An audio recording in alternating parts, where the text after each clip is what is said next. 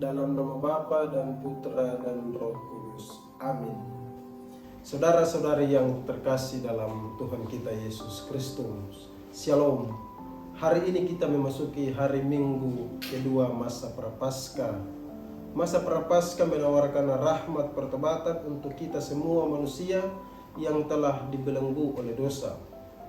Masa Prapaskah menyerukan tentang pertobatan, berpuasa, dan berpantang, dan berbagai tindakan-tindakan karitatif atau tindakan kasih lainnya yang menjadi saksi dan aksi nyata selama masa Prapaskah yang kita lalui.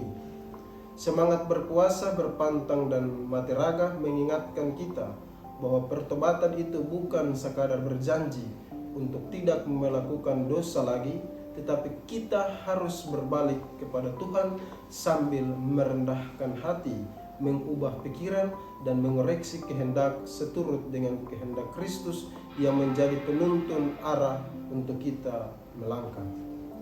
Bacaan-bacaan kitab suci hari ini sesungguhnya menyodorkan kepada kita nasihat-nasihat yang berdaya guna. Kita diajak untuk percaya akan ajakan Yesus yang memberi kesadaran untuk tidak bermegah dalam keinginan-keinginan manusiawi, tetapi mengikuti kehendak Allah yang senantiasa menyelamatkan. Bacaan pertama kita mendengar kisah tentang panggilan Abram. Abram diperintahkan Tuhan agar segera meninggalkan negeri Haran yang adalah tempat tinggalnya sendiri dan berpindah ke tanah Kanaan yang merupakan tanah terjanji sebagaimana yang Allah sendiri janjikan kepadanya.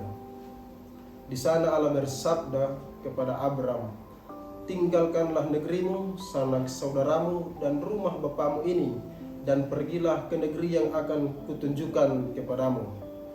Abram menampilkan semangat ketaatan dan mematuhi perintah Allah.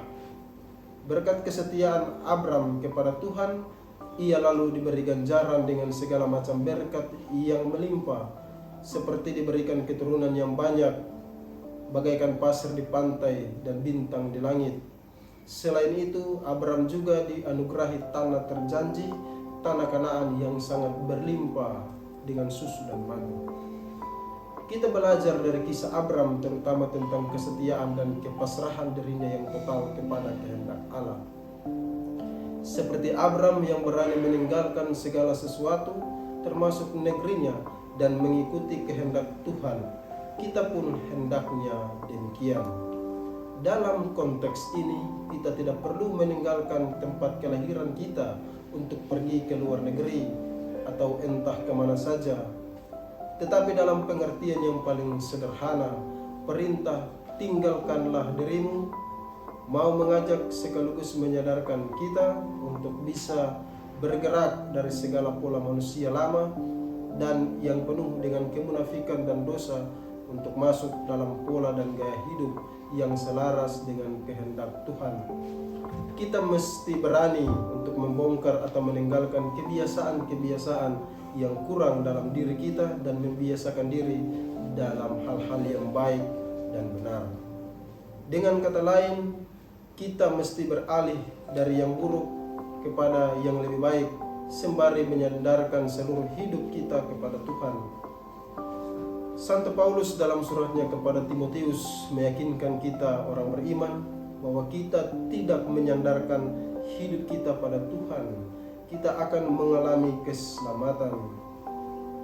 Sebab Dia yang menyelamatkan kita dan memanggil kita dengan panggilan kudus bukan berdasarkan perbuatan kita, melainkan berdasarkan maksud dan kasih karunia-Nya sendiri.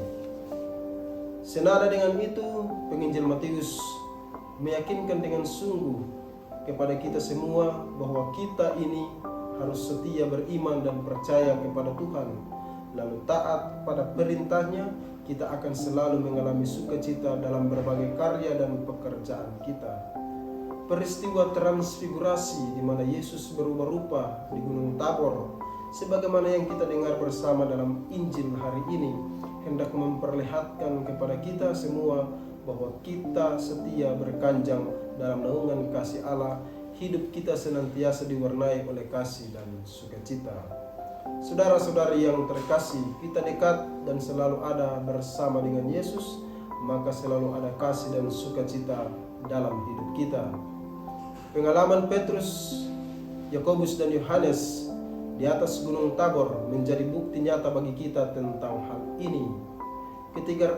Ketiga rasul yang selalu setia, dekat dan ada bersama Tuhan Yesus akhirnya mendapat kesempatan istimewa untuk melihat dan mengalami secara langsung sukacita bersama Tuhan di atas puncak Gunung Tabor.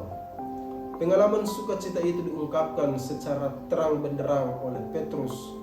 Katanya, "Guru, betapa bahagianya kami berada di tempat ini. Baiklah kami dirikan 3 kemah, 1 untuk engkau, 1 untuk Musa, dan 1 untuk Elia." Kita tentu akan mengalami sukacita di atas Gunung Tabor kehidupan kita masing-masing. Entah dalam kehidupan pribadi, kehidupan keluarga, dunia pekerjaan, maupun di tempat-tempat sekitar, bertemu dengan orang-orang di mana saja kita jumpai mereka. Namun hal itu hanya mungkin sejauh kita setia, dekat dan ada bersama dengan Yesus yang kita imani. Ungkapan dekat dan ada bersama Yesus senantiasa memiliki makna untuk percaya dan bersandar penuh pada Dia sebagai Tuhan kita. Selain itu, hal yang tidak kalah penting adalah kita harus berani untuk bergerak keluar dari kenyamanan, meninggalkan egoisme diri dan membiarkan untuk Tuhan berkarya dalam kehidupan kita. Itu adalah syarat utama untuk dapat mengalami sukacita Gunung Tabor dalam dinamika keseharian hidup kita.